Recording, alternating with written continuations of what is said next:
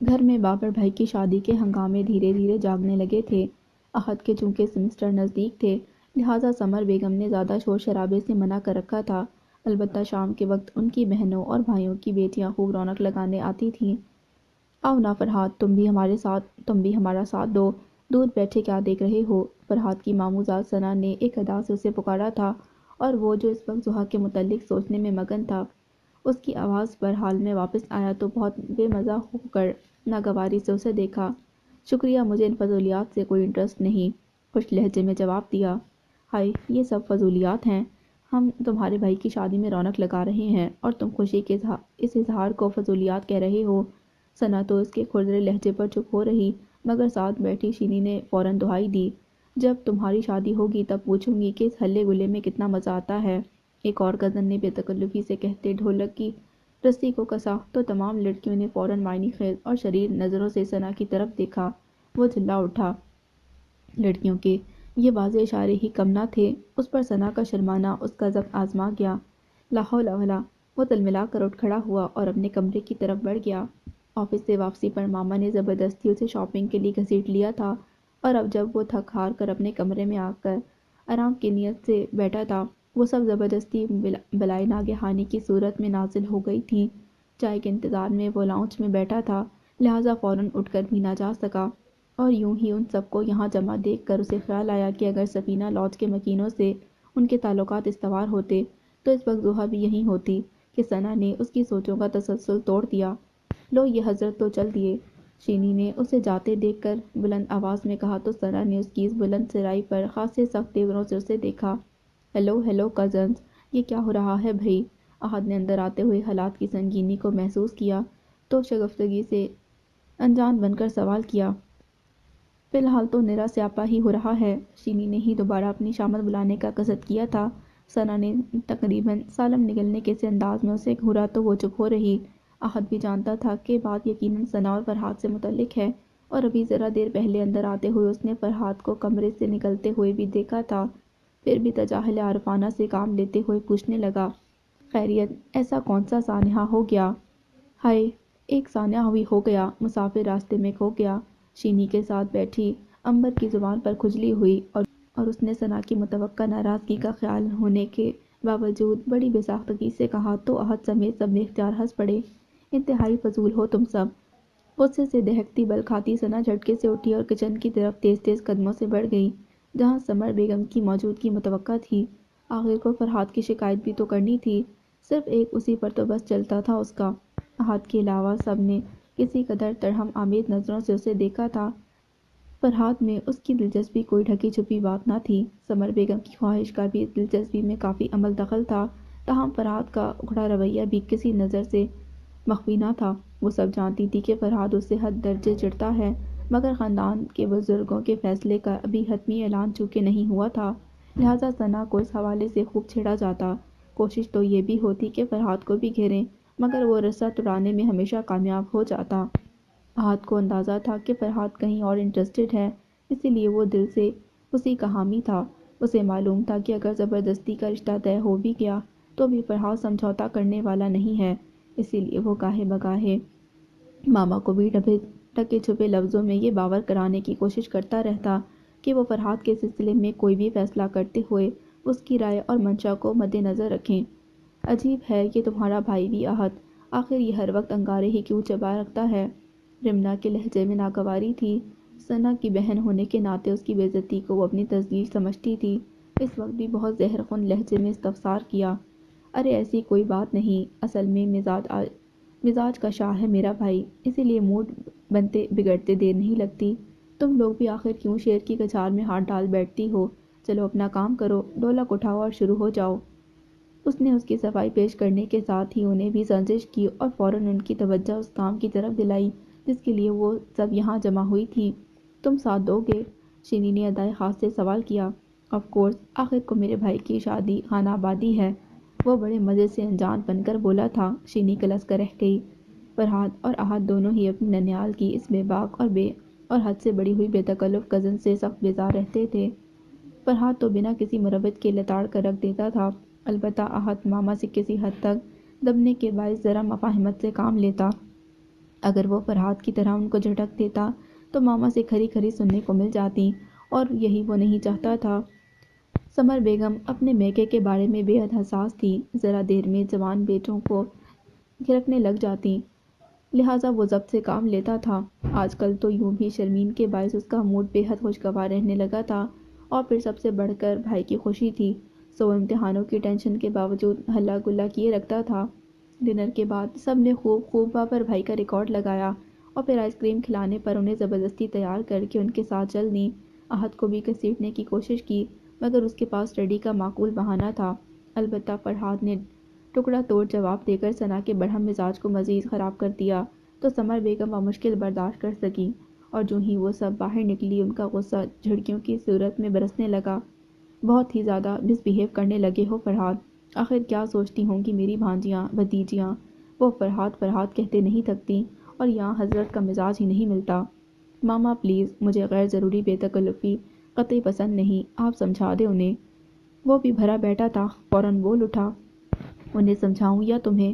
تمہیں تو لڑکیوں سے بات کرنے کا بھی سلیقہ نہیں، جانتے ہو میں انہی میں سے کسی کا تمہارے لیے انتخاب کرنے والی ہوں۔ سمر بیگم آتشی لہجے میں اس سے مخاطب تھیں، آخری فقرے پر تو وہ یوں جھٹکے سے کھڑا ہوا جیسے انہوں نے اس کے سر پر بم دے مارا ہو۔ واٹ، ان فضول اور بدتمیز لڑکیوں میں سے آپ میرے لیے چوائس کریں گی؟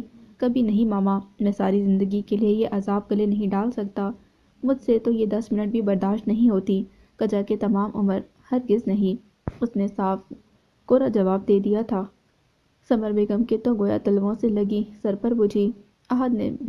احد نے بیچ میں آ کر کچھ کہنا چاہا، مگر اس لمحے دونوں کے تیور بے حد خطرناک ہو رہے تھے۔ زبان سنبھالو فرحاد، یہ لڑکیاں بدتمیز ہیں تو تم کون سے بااخلاق ہو؟ بات کرنے تک کے تو مینرز نہیں ہے تمہیں، اسی طرح ماں سے گفتگو کی جاتی ہے؟ ان کا غصہ دو چند ہو گیا تھا اس کے حد تک آمیز انداز پر۔ آئی ایم سوری ماما، مگر آپ اپنے ذہن سے یہ خیال نکال دیں کہ میں ان ان مینرڈ اور اوجھی لڑکیوں میں سے کسی کا ہاتھ تھاموں گا۔ اپنے لہجے کو پست کرتے ہوئے اس نے معذرت کی، مگر ساتھ ہی انہیں جتا بھی دیا کہ اسے ان کا یہ فیصلہ منظور نہیں۔ سمر بیگم نے سناٹے میں گھرتے اسے دیکھا، ان کی جہاں دیدہ نظریں دیکھ رہی تھیں کہ یہ انکار محض ناپسندیدگی کی بنا پر نہیں ہوا تھا، بلکہ اس کے پیچھے کوئی بہت بڑی توجہ کام کر رہی تھی، اور یہ محرک کس نوعیت کا ہو سکتا تھا وہ سمجھ سکتی تھی۔ چند ثانیے اس کے چہرے کو کھوجتی ٹٹولتی نظروں سے وہ چپ چاپ دیکھے گئیں، تو وہ لامحالہ نظریں چرانے پر مجبور ہو گیا، کیونکہ ماں کی آنکھیں تو دل میں چھپے راز کو کھوجنے پر کمر بستہ لگ رہی تھیں۔ محض کوئی خاکہ تراش لیا ہے تم نے، یا اس میں رنگ بھی بھرے جا چکے ہیں؟ کتنے ہی بھاری لمحے گزرنے کے بعد ان کے بے تاثر آواز اس کی سماعتوں سے ٹکرائی تھی۔ قدرے چونک کر اس نے رخ ان کی طرف پھیرا۔ میں آپ کا مطلب نہیں سمجھا۔ اس نے قصداً نہ سمجھنے والا تاثر دیا تھا کہ اس لمحے کوئی ایسا جملہ نہیں سوچ رہا تھا جس سے جان خلاصی ہونے کی امید ہو۔ احد نے اسے مشکل میں دیکھا تو فوراً اس کی طرف سے بولا، مطلب یہ ہے میرے بھائی کہ… احد، تم خاموش رہو اور اپنے کمرے میں جاؤ، اسٹڈی کے بہانے ہی تو رکے تھے تم گھر میں، اب کتابیں کیا حفظ کر لی ہیں تم نے؟ ان کا طنزی لہجہ احد کی زبان کو تالا لگا گیا۔ پلیز ماما، آپ یقیناً غلط سمجھ رہی ہیں، ایسی کوئی بات نہیں، اگر ہوگی تو میں آپ کو ہی بتاؤں گا۔ پاپا کی گاڑی کا ہارن سنتے ہی اس نے مبالغے سے کام لیتے گفتگو کو سمیٹا، کیونکہ اگر وہ بھی ماما کا ساتھ دینے پر آمادہ ہو جاتے تو اسے اس مسئلے کو حل کرنا مشکل ہو جاتا۔ سمر بیگم نے بے یقین نظروں سے اسے دیکھا اور بنا کچھ کہے دروازے کی طرف بڑھ گئیں، تو وہ احد کے ساتھ اوپر آ گیا۔ بھائی، وہ اپنے کمرے کی طرف بڑھا تو احد نے روک لیا۔ ماما سے تو آپ نے جھوٹ بول دیا ہے، مگر مجھ سے غلط بیانی مت کیجیے گا، آج صاف صاف بتائیے کہ اصل مسئلہ کیا ہے۔ اتنا تو میں بھی جانتا ہوں کہ آپ نے میری ہونے والی بھابھی تلاش کر لی ہے، سنجیدگی سے کہتے کہتے اس نے شوخی سے پیش بندی کر ڈالی۔ فرحاد کچھ سوچتی کچھ غور کرتی نظروں سے اسے دیکھتا رہا، اور چند لمحوں بعد گہری سانس بھر کر شانے جھٹکتے ٹیرس پر آ گیا۔ احد نے بھی تکلیف کی اور اس کے پیچھے قدم بڑھا دیے۔ کچھ دیر تو وہ دونوں یوں ہی خاموش رہے، پھر فرحاد نے سب کچھ سچ بتاتے ہوئے کمر ریلنگ سے ٹکا دی۔ احد نے جو کچھ سنا اس پر وہ حد درجہ تحیر کا شکار تھا۔ آئی سی، اس نے سارا تاثر ایک جملے میں سمو دیا، اور پھر کچھ توقف کے بعد پوچھا، اب کیا پروگرام ہے آپ کا؟ فی الحال تو میں بابر بھائی کی شادی پر ان سب کو انوائٹ کرنے سفینہ لوٹ جانے کا فیصلہ کر چکا ہوں، بقیہ معاملات ان کے رد عمل کے مطابق ہی طے کروں گا۔ اس کے لہجے سے عزم جھلک رہا تھا۔ احد متاثر ہوئے بنا نہ رہ سکا، اور اگر ان کا رسپانس پازیٹیو نہ ہوا تو بھی ماما کی خواہش تو کسی صورت پوری نہ ہوگی۔ زحا نہیں تو ثنا بھی نہیں۔ اس کا لہجہ قطعی تھا، گویا کہ پھر کوئی تیسری ہو سکتی ہے۔ احد نے بظاہر سنجیدگی سے سوال کیا۔ وہ اسے سخت نظروں سے گھور کر رہ گیا۔ آنکھوں سے جھلکتی غیر متزلزل محبت احد کے سوال کا جواب تھی۔ پڑھائی کا بھی خیال تھا اور کچھ داجان کی طبیعت کے بارے میں بھی سن کر وہ متفکر ہو اٹھی تھی۔ مون کے عقیقے کے دوسرے روز اس نے علی ولا جانے کا قصد کر لیا۔ کتابیں سمیٹ کر شولڈر بیگ میں ڈالی اور کپڑوں کا چٹ پٹ انتخاب کر کے بیگ بند کر دیا۔ سبیحہ، تمہارا فون ہے۔ ابھی وہ امی کے پاس جا کر اجازت طلب کرنے کا سوچ ہی رہی تھی کہ مدد نے اندر جھانک کر اطلاع دی۔ اس نے آنکھوں میں سوال کیا، کوئی فرحاد علی صاحب ہیں؟ فرحاد بھائی؟ فرحاد کا نام سن کر وہ اتنی متعجب ہوئی کہ اس کے لہجے سے جھلکتی کھوج پر توجہ نہ دے سکی۔ داجان کے گھر سے اکثر وہ فون کرتا تھا، مگر کبھی اپنا نام نہ بتاتا، بلکہ علی ولا سے فون ہے کہہ کر اسے بلوا لیا کرتا تھا، مگر آج اس نے اپنا باقاعدہ تعارف کروایا تھا۔ حیرت ایک قدرتی امر تھا۔ اچھا، میں دیکھتی ہوں۔ وہ سوچوں میں الجھی چپاک سے کمرے سے نکل گئی تھی۔ مدت نے متفکر نظروں سے اسے دیکھا، جانے وہ کیا کرنے والی تھی اور یہ فرحاد صاحب کون ہے۔ اس نے یہیں بیٹھ کر اس کا انتظار کیا اور جو ہی وہ لوٹی اس کے پاس چلی آئی تھی۔ ہو گئی بات؟ وہ ابھی بھی کچھ سوچ رہی تھی، محض ہوں کہہ کر خاموش رہی۔ بائی دی وے، یہ فرحاد صاحب کون ہے سبیحہ، اور تم میں اس قدر دلچسپی کیوں لے رہے ہیں؟ اس نے بلا تمہید ہی دل میں چھپا سوال لفظوں کے حوالے کر ڈالا۔ سبیحہ نے بے حد چونک کر استعجاب سے اسے دیکھا اور پھر سوال سمجھ کر بے ساختہ ہنس پڑی۔ فرحاد علی احتشام چچا کے بیٹے ہیں مدت، اور مجھ سے زیادہ زحا میں دلچسپی لیتے ہیں۔ اس کا جواب اتنا واضح اور غیر متوقع تھا کہ مدت اپنی جگہ گنگ سی رہ گئی۔ سبیحہ نے اسے فریز پوزیشن میں دیکھا تو سنجیدگی سے بولی، تمہاری آنکھوں میں فرحاد بھائی سے متعلق ایسا سوال میں نے من کے عقیقے والے روز بھی دیکھا تھا، اسی لیے تم سے شیئر کر لیا۔ زحا اور فرحاد بھائی ایک دوسرے میں انٹرسٹڈ ہیں اور میں اسی حوالے سے ان کی ہیلپ کر رہی ہوں۔ سفینہ لاڈج اور علی ولا کے مابین موجود فاصلے نئی نسل کی خوشیوں کے غاصب بن رہے ہیں۔ بس یہی بتانا چاہتی ہوں میں سب کو۔ وہ بہت کم سنجیدگی سے بات کرتی تھی، مگر اس لمحے اس کے چہرے پر جو ٹھہراؤ تھا، مدت کو یقین کرنا پڑا کہ جو کچھ کہہ رہی ہے سچ ہے۔ کیا تم میرا ساتھ دو گی؟ بہت آس سے اس نے مدت سے سوال کیا۔ سبیحہ، مگر یہ سب… پلیز مدت، مجھے روکنے کی کمزور کوشش مت کرو۔ یقین جانو، اگر زحا کی بات نہ بھی ہوتی تو بھی مجھے یہ سب تو کرنا ہی تھا۔ اب تو فرحاد بھائی بھی چند دنوں میں یہاں آنے والے ہیں۔ ہمیں منزل کی طرف پہلا قدم بڑھانا ہے۔ واٹ، وہ یہاں آ رہے ہیں؟ جو کبھی سوچا نہیں تھا، اس کی نوید دے رہی تھی سبیحہ اسے، اور وہ جیسے سکتے کی کیفیت میں تھی۔ ہاں، اور بہت جلد ہم ان کے یہاں جائیں گے۔ آئی ایم شیور ایک وقت آئے گا، یہ فاصلے مٹ جائیں گے، پرانی رنجشوں کی جگہ نئے خوبصورت رشتے استوار ہوں گے، اور زحا اور فرحاد ایک ہو جائیں گے۔ اس کے لہجے میں اس قدر جوش تھا کہ دروازے سے اندر آتی سفینہ باہر ہی منجمد رہ گئی تھی۔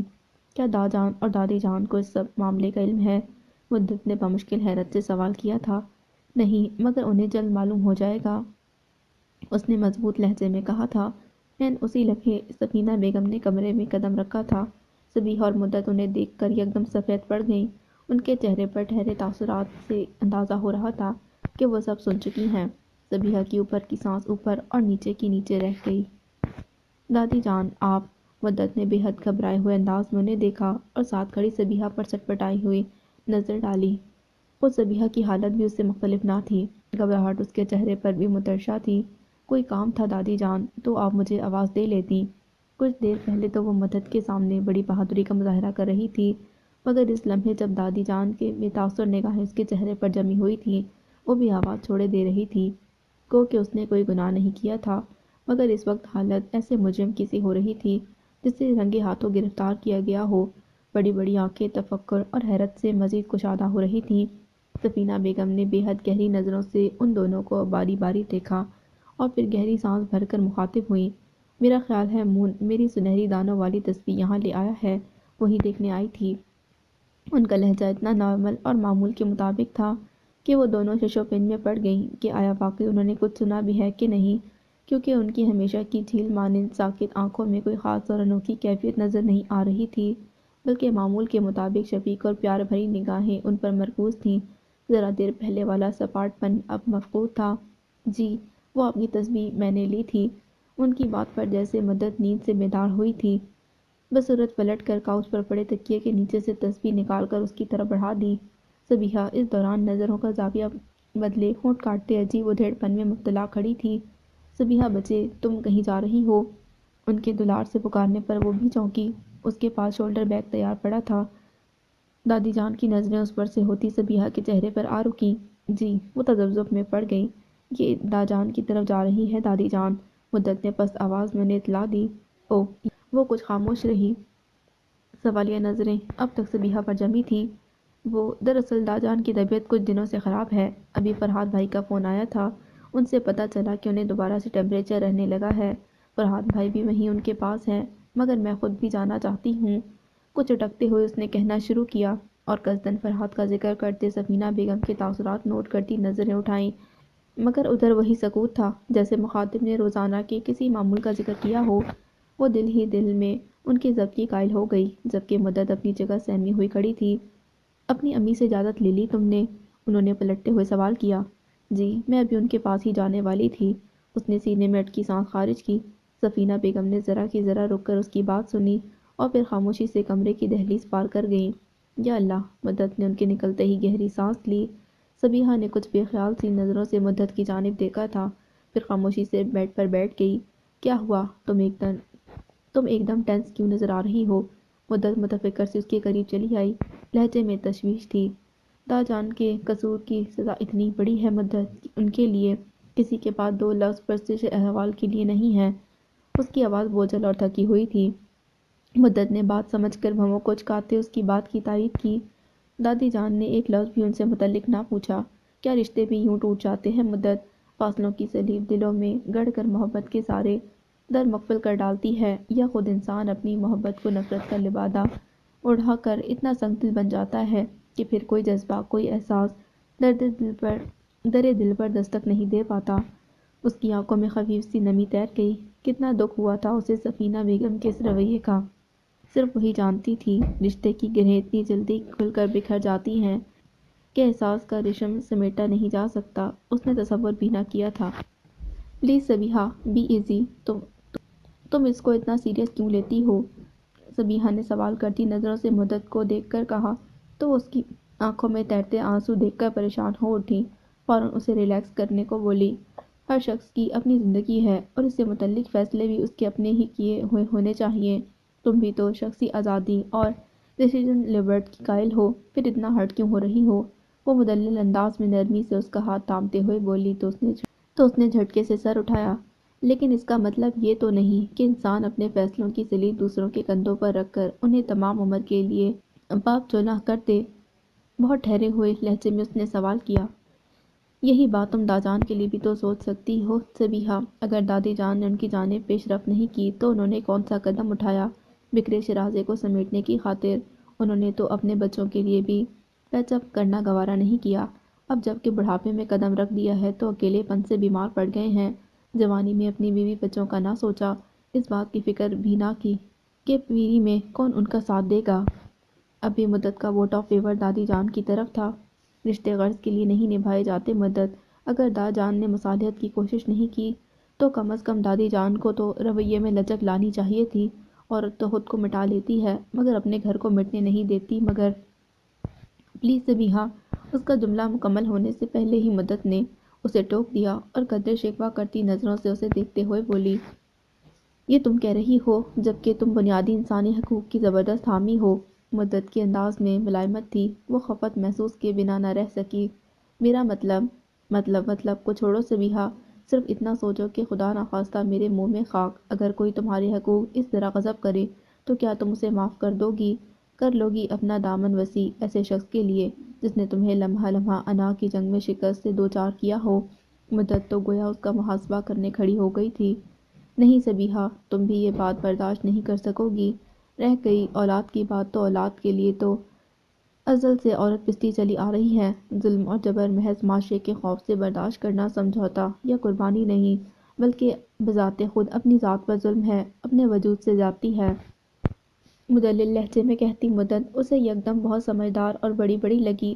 وہ مدت جسے وہ اب تک کالج کی بے فکر لڑکی سمجھتی رہی تھی، آج کتنی سمجھداری کی باتیں کر رہی تھی۔ ٹھیک ہی تو کہا تھا اس نے، جبر چاہے بندھن میں باندھ کر کیا جائے یا آزاد کر کے جبر ہی ہوتا ہے۔ اس بات کے خلاف نہ بولنا کمزوری ہے اور بزدلی کو سمجھوتے کے ساتھ ترازو میں تولنا محض حماقت ہے۔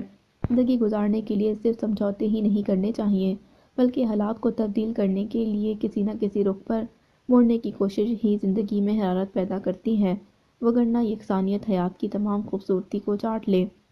کیا عورت کی کوئی ذاتی حیثیت نہیں ہوتی کہ کبھی وہ بیٹی تو کبھی بہن تو کبھی ماں کے رشتے کے حوالے سے اسے سمجھوتے کی بھٹی میں جھونک دیا جائے، بنا کسی تقصیر کے، بغیر کسی جرم کے؟ مدت بہت جوش سے پوچھ رہی تھی۔ صبیحہ کے چہرے پر قائل ہونے کا تاثر در آیا۔ تمہارا کہنا درست ہے مدت، مگر گھر بنانے کے لیے ایسا کرنا پڑتا ہے، اور شاید ایسا ہی کرنا چاہیے۔ سمجھوتا گھر کی بنیاد ہوتا ہے۔ گہری سانس بھر کر اس سے متفق ہونے کا عندیہ دیتے ہوئے بھی وہ اپنا مطمع نظر واضح کر گئی۔ البتہ اب کہ اس کا لہجہ بہت ٹھوس نہ تھا، تو ایسا صرف عورت ہی کیوں کرے، مرد کیوں نہ کرے؟ مدت نے چھوٹتے ہی تیز لہجے میں سوال کیا تو صبیحہ نے گہری نظر اس پر ڈالی۔ اسی لیے کہ عورت کو مرد کے تحفظ کی ضرورت ہوتی ہے، جبکہ مرد اپنا آپ محافظ اور بااختیار ہوتا ہے۔ اسے عورت کے سہارے کی خواہش ہوتی ہے، نہ حاجت۔ غلط کہہ رہی ہو صبیحہ، مرد کو بھی عورت کے سہارے کی حاجت ہوتی ہے، مگر اس وقت جب اسے کوئی اور نہ پوچھ رہا ہو، جیسے دا جان آج انہیں۔ اسٹاپ اٹ مدت، وہ کیا کہنے جا رہی تھی صبیحہ جانتی تھی، جبھی پہلے ہی قدم پر اسے ٹوک دیا اور سخت تیوروں سے دیکھتے ہوئے کمرے سے نکل آئی۔ امی سے دا جان کی طرف جانے کی اجازت لینی تھی۔ دوسرا ذہن پر اب تک دادی جان کی غیر متوقع آمد پر گھبراہٹ کا غلبہ تھا۔ کچھ مدت کی باتوں نے بھی اس کے ذہن کو جگایا تھا۔ جبھی وہ سوچوں میں گم امی کی طرف آ رہی تھی کہ راستے میں فوزیہ مل گئی۔ صبیحہ، تمہیں رخسانہ تائی بلا رہی ہیں۔ وہ بھی امی کا ہی سندیسہ لائی تھی، اسی لیے محض سر کو خفیف سی جنبش دے کر آگے بڑھ گئی۔ امی نے اسے کیوں بلوایا ہے؟ یہی سوچتی وہ ان کے کمرے کے دروازے پر جا رکی۔ اندر دبیز خاموشی کا راج تھا، گویا اندر امی تنہا تھیں، لہٰذا وہ کچھ مطمئن اندر چلی آئی۔ دروازے پر دستک دینے کے بعد وہ اندر داخل ہوئی تو امی اسی طرف متوجہ تھیں۔ آپ نے مجھے بلایا تھا امی؟ سوالیہ نظروں سے انہیں دیکھتی وہ ان کے پاس ہی آ بیٹھی۔ ایک بات کرنی ہے تم سے۔ متبسم انداز میں اسے دیکھتے ہوئے انہوں نے شفقت سے اس کا گال تھپ تھپایا تو وہ کچھ حیران سی ہو گئی۔ امی کا یہ التفات بے جا نہیں ہو سکتا، ضرور کچھ خاص بات ہے۔ ذہن کی کڈلی میں شک کا ناگ لہرا رہا تھا۔ کیا کوئی خاص بات ہے؟ ان کے تیور اس کے خیال کی مکمل تائید کرتے ہوئے نظر آئے تو اس نے بے تابی سے سوال کیا۔ ہاں، خاص ہی نہیں بلکہ خاص الخاص۔ انہوں نے بے ساختہ مسکرا کر اس کی گود میں دھرا ہاتھ اپنے ہاتھ میں لے لیا۔ مجھ سے متعلق ہے؟ اب کہ اس نے گھبرا کر سوال کیا۔ جواباً انہوں نے اس بات میں سر ہلایا تو وہ متجسس سے بے قرار ہو گئی۔ کیا بات ہے بتائیے نا۔ بتاتی ہوں، پہلے تم یہ بتاؤ کہ اس وقت کہاں کی تیاری ہے؟ اچانک ہی ان کی نظر اس کے کپڑوں پر پڑی، وگرنہ پچھلے کئی دنوں سے سمسٹر کی فکر نے اسے حد درجہ مصروف اور خود سے لاپرواہ رکھا تھا، مگر آج وہ نہا دھو کر استری شدہ کپڑے پہنے ان کے سامنے آئی تو انہیں خیال آیا میں دا جان کی طرف جانا چاہ رہی تھی۔ ان کے سوال پر اس نے نظریں جھکا کر سنجیدگی سے بتایا۔ کیوں؟ یہ بیٹھے بٹھائے تمہیں کیا سوچتی ہے؟ باوجود اس کے کہ اکرام صاحب اور نفیسہ بیگم نے انہیں سمجھا دیا تھا کہ وہ صبیحہ کو علی ولا جانے سے نہ روکا کریں، وہ اس کے جرح کیے بنا نہ رہ سکیں۔ پلیز امی، دا جان کی طبیعت ٹھیک نہیں۔ اس کے ٹھہرے ہوئے التجائیہ لہجے میں کچھ تھا کہ وہ خاموش ہو گئیں، پھر توقف کے بعد بولیں۔ تمہارے سمسٹر شروع ہو رہے ہیں اگلے ہفتے سے۔ میں علی ولا سے ہی چلی جایا کروں گی امی، یہاں میں یکسوئی سے پڑھ نہیں پاتی۔ مون بھی سارا وقت میرے پیچھے پیچھے رہتا ہے، نہ پڑھنے دیتا ہے نہ لکھنے۔ اس نے عذر تراشا۔ اور جو زحا کے ساتھ کمبائن اسٹڈی ہوتی تھی وہ کیا ہوئی؟ رخسانہ بیگم نے اسے آڑے ہاتھوں لیا، کیونکہ اسی کمبائن اسٹڈی کے بہانے وہ گھنٹوں زحا کے ساتھ کمرے میں بیٹھی باتیں بناتی رہتی تھی۔ زحا میرے بغیر پڑھ سکتی ہے امی، اب وہ بڑی ہو گئی ہے۔ بے ساختہ آ جانے والی مسکراہٹ کو روکتے اس نے شوخی سے کہا تو وہ بھی مسکرا دیں۔ تو پھر جاؤں نا میں۔ ان کی مسکراہٹ سے اس نے اجازت مل جانے کا عندیہ لیا۔ میرے کہنے سے کون سا رک جاؤ گی؟ کرو گی تو وہی جو دل میں سمائے گا۔ ہائے نہیں امی، اب ایسی بھی کوئی بات نہیں، آپ نے مجھے اتنا بے مروت سمجھ رکھا ہے۔ اس نے لاڈ سے بازو ان کے گلے میں حائل کرتے خفگی سے حمائل کیے تو وہ خفگی سے اسے دیکھ کر رہ گئیں۔ اچھا ٹھیک ہے، نہیں جاتی میں، بیمار کی عیادت کرنا ثواب ہے، تیمارداری تو میرا فرض بنتا ہے، مگر آپ نہیں چاہتی تو میں نہیں جاتی۔ صاف صاف جذباتی طور پر بلیک میل کیا جا رہا تھا۔ وہ اس کی چال سمجھ گئیں، جبھی اس کا کان کھینچ ڈالا۔ بس بس، اب یہ ڈرامے رہنے ہی دو۔ میں جانتی ہوں تمہارے ہر فعل کا ذمہ دار مجھے ہی ٹھہرایا جاتا ہے، اسی لیے تم مجھے پریشان کیے رکھتی ہو۔ چلی جانا ان کے پاس، وگرنہ مجھے ہی سب مورد الزام ٹھہرائیں گے۔ انہوں نے کچھ ناراضگی اور محبت سے کہا تو وہ بے ساختہ مسکرا دی۔ تھینک یو سو مچ امی۔ وہ ان کے گلے لگ گئی۔ اچھا اب مجھے چھوڑو اور میری بات سن لو۔ اسے خود سے علیحدہ کرتے انہوں نے اسے بلانے کا مقصد یاد دلایا تو وہ کچھ چونک کر سیدھی ہو بیٹھی۔ کیا بات ہے؟ تمہیں اس روز مون کے کیکے والے روز میں نے مسز ہمدانی سے ملوایا تھا، یاد ہے؟ مسز ہمدانی؟ کون مسز ہمدانی؟ ان کے سوال کرنے پر اس نے غائب دماغی سے انہیں دیکھتے بے ساختہ پوچھا۔ صبیحہ، رخسانہ بیگم نے سخت لہجے میں تنبیہاً اسے پکارا تو وہ ذہن پر زور ڈالنے کے لیے مجبور ہو گئی، اور ذرا سا یاد کرنے پر آسمانی ساڑی میں ملبوس پروقار سی مسز ہمدانی کا سراپا اس کی آنکھوں کی پتلیوں پر اتر آیا۔ یاد آنے پر وہ مسکرائی۔ اچھا وہ مسز ہمدانی، کیا ہوا انہیں؟ انہیں کچھ نہیں ہوا، بلکہ انہوں نے تمہارے لیے اپنے بیٹے کا پروپوزل دیا ہے۔ جتنی بے فکری سے اس نے سوال کیا تھا اسی روانی سے رخسانہ بیگم نے جواب دیا تو وہ جیسے اپنی جگہ سے اچھل پڑی۔ واٹ؟ ہاں، انہوں نے تمہیں پسند کر لیا ہے۔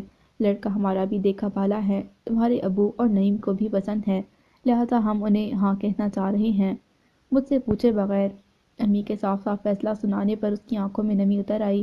گویا اس کی زندگی کے بارے میں اس سے پوچھنا تو درکنار، اسے بتانے کی بھی کوئی خاص ضرورت نہیں سمجھی گئی تھی، اور اب جب کہ بالا ہی بالا بڑوں نے فیصلہ کر لیا، اسے محض اطلاع دی جا رہی تھی۔ اب پوچھ تو رہی ہوں بیٹا۔ اس کے تیور دیکھ کر رخسانہ بیگم کو نرم ہونا پڑا۔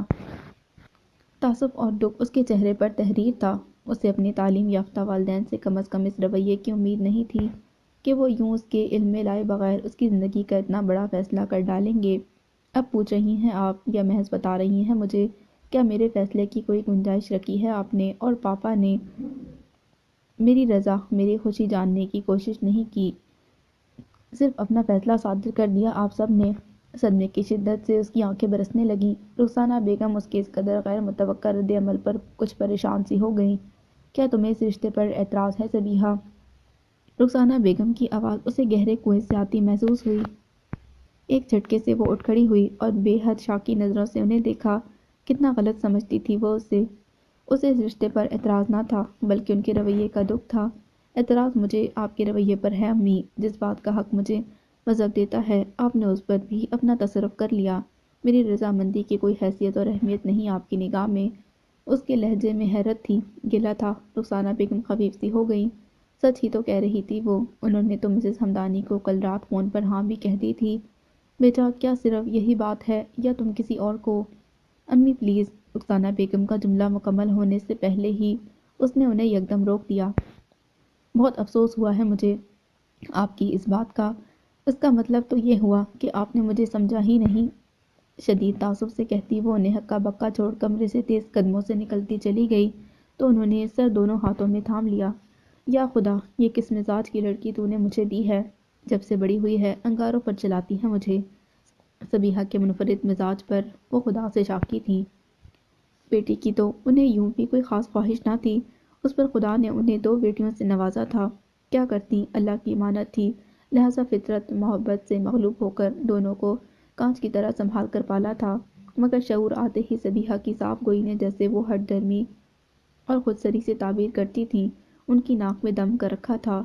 پوری دنیا شمال کو چلتی تو اسے جنوب کی فضا موافق آنے لگتی تھی، اور جب سب مغرب کی طرف قدم بڑھاتے تو اس کے دماغ میں مشرق کے سربستہ رازوں کو آشکار کرنے کی دھن میں سما جاتی۔ وہ کچھ دیر یوں ہی سر تھامے بیٹھی رہیں، پھر سوچ کر اٹھیں اور فون سیٹ اٹھا کر کمرے میں لے آئیں۔ اسکول سے واپسی پر وہ اس روز کافی تھکن محسوس کر رہی تھی۔ اس پر مستضاد گھر میں داخل ہوتے ہی ماحول میں کشیدگی محسوس کر کے وہ خود کو مزید نڈھال ہونے لگی۔ لاؤنج میں اس وقت کوئی موجود نہ تھا، تاہم امی جی اور آبی کے کمرے سے آبی کی غسیلی آواز آ رہی تھی، گویا وہ اس وقت گھر پر موجود تھے۔ اس نے آبی کی آواز پر کان دھرتے ہوئے ان کی بے وقت گھر پر موجودگی اور غصے کا جواز اخذ کرنے کی کوشش کی۔ یقیناً سمیر سے متعلق کوئی بات تھی، اور حسب معمول امی جی اپنی تمام تر توانائیوں سمیت اس کا دفاع کر رہی تھیں۔ اوہ، تم آ گئیں۔ وہ لاؤنج میں چپ چاپ کھڑی آبی کے غصے کا سلا ڈھونڈنے میں مصروف تھی کہ شرمین نے کچن سے برآمد ہوتے ہوئے اسے چونکا دیا۔ کیا ہوا؟ سب خیریت تو ہے؟ شرمین کی طرف پلٹتے ہوئے اس نے آزردہ لہجے میں سوال کیا۔ جس قسم کی خیریت اس گھر میں ہو سکتی ہے بس ویسی ہی ہے۔ شرمین کا لہجہ بے حد تلخ تھا۔ وہ کچھ اور گھبرا گئی۔ کیوں، کیا بات ہے؟ کچھ گڑبڑ ہو گئی ہے کیا؟ اس نے فکر مندی سے دریافت کیا۔ کچھ نہیں ہوا ہے، ایک تو میں تمہاری اس پریشان ہونے کی عادت سے سخت عاجز ہوں۔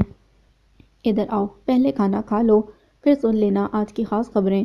شرمین ڈپٹتے ہوئے اسے اپنے ساتھ کچن میں کھینچ لائی۔ ملازمہ اس وقت گرم گرم روٹیاں بنا رہی تھی۔ ان دونوں کو دیکھتے ہی کچن میں پڑی ڈائننگ ٹیبل پر کھانا سرو کر دیا۔ اس سے کھانا کیا کھایا جاتا؟ بےقراری سے ہاتھ دھونے کے لیے سنک کی طرف بڑھتی شرمین کا شانہ تھام لیا۔ آنکھوں میں استفسار درج تھا۔ شرمین اس کے حتمی انداز پر رک گئی تھی، پھر گہری سانس بھر کر اس کی طرف دیکھا۔ سمیر دوسری بار بھی سیکنڈ ایئر میں فیل ہو گیا ہے، اس نے بتایا۔ اوہ نہیں! صدمے اور افسوس سے وہ ہونٹ کاٹ کر رہ گئی۔ آبی نے آج آفس سے فون کر کے سمیر کا رول نمبر مانگا تھا مجھ سے، مجھے تو معلوم نہ تھا۔ لا علمی ظاہر کر دی، مگر انہوں نے کہا کہ اس کے روم میں جا کر تلاش کرو۔ چاروں ناچار مجھے اس کے کمرے میں موجود ٹیبل کی دراز کھنگالنی پڑی اور نتیجہ تمہارے سامنے ہے، شرمین نے بتایا۔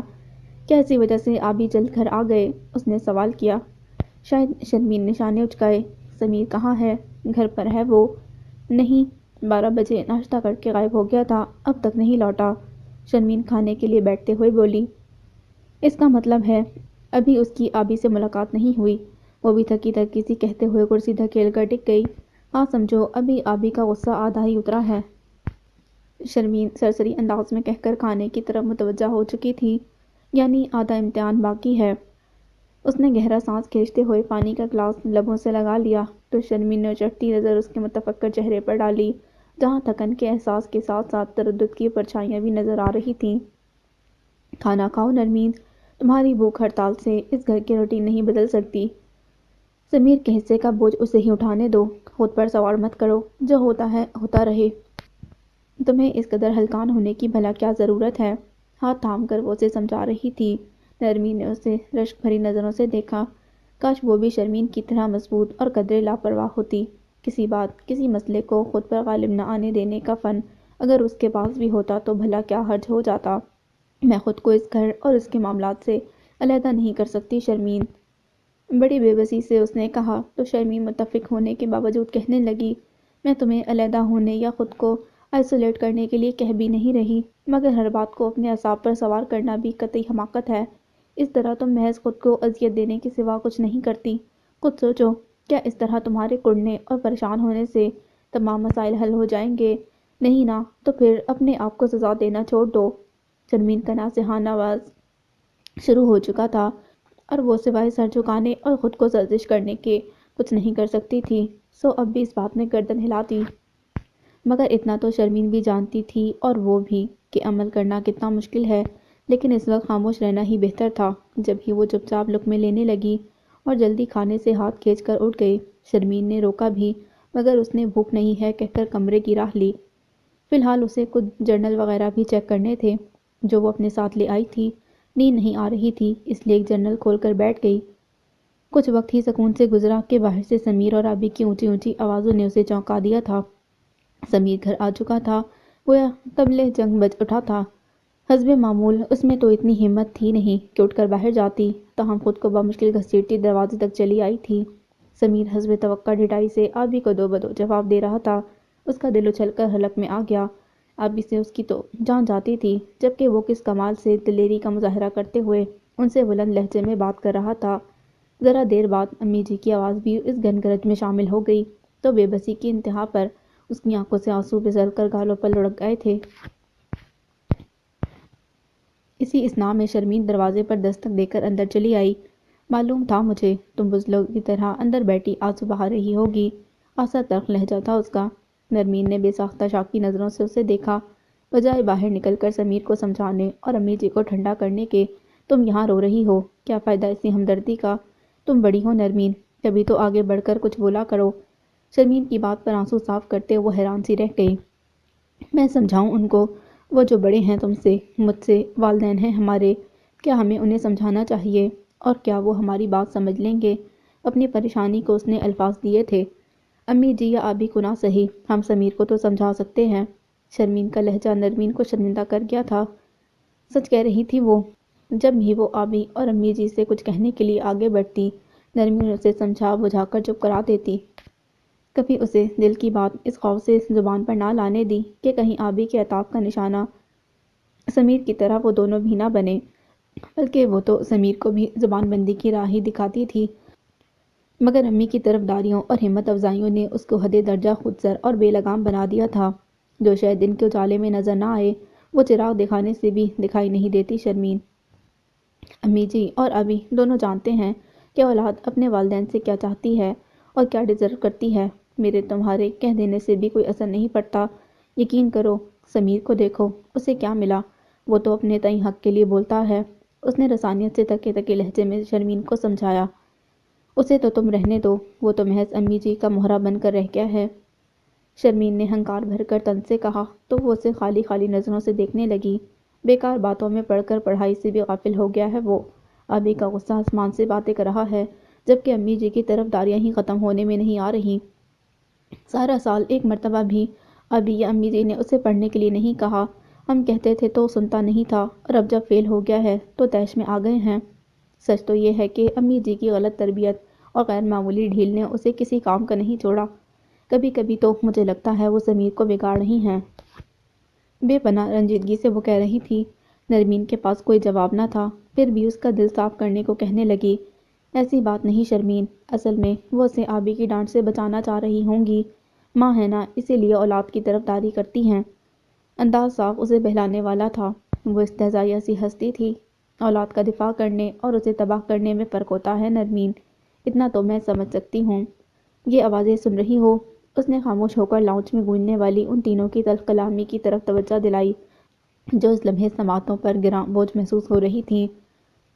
یہ انداز، یہ لہجہ صاف صاف ماندانہ اور حریفانہ ہے۔ اسے تم کسی بھی طرح حمایت نہیں کہہ سکتی، اور اگر کہو گی تو یہ تمہاری بے وقوفی ہوگی۔ یہ ٹھیک ہے کہ ماؤں کو بیٹوں سے محبت ہوتی ہے، مگر ہر جائز اور ناجائز معاملے میں اسے سپورٹ کرنا نادان دوستی ہے۔ بے رہی آبی تو ان کی غیر معمولی اور ضرورت سے زیادہ سخت گیر طبیعت نے ایک ایسا کمیونیکیشن گیپ پیدا کر دیا ہے کہ نہ ہم انہیں سمجھتے ہیں اور نہ وہ ہمیں۔ کرسی کی بیک سے ٹیک لگا کر بیٹھتے اس نے درد بھرے لہجے میں کہا۔ چہرے پر پھیلے گمبھیر تاثرات نرمین کو بھی دکھی کر گئے۔ تم شاید ٹھیک کہہ رہی ہو، مگر امی جی اور ابھی ہمارے والدین ہیں، ہم سے محبت کرتے ہیں، وہ ہمارے لیے غلط تو نہیں چاہیں گے۔ مجھے یقین ہے کہ ان کی سوچیں ہمارے ہی لیے مخصوص ہیں۔ اس کا انداز خود فریبی پر مبنی تھا۔ شرمین طنزاً مسکرا دی۔ دکھ تو یہی ہے کہ وہ ہمارے لیے سوچتے ہی نہیں۔ زندگی کے ان 19 برسوں میں میں نے انہیں آج تک ساتھ بیٹھ کر خوشگوار ماحول میں بات کرتے نہیں دیکھا۔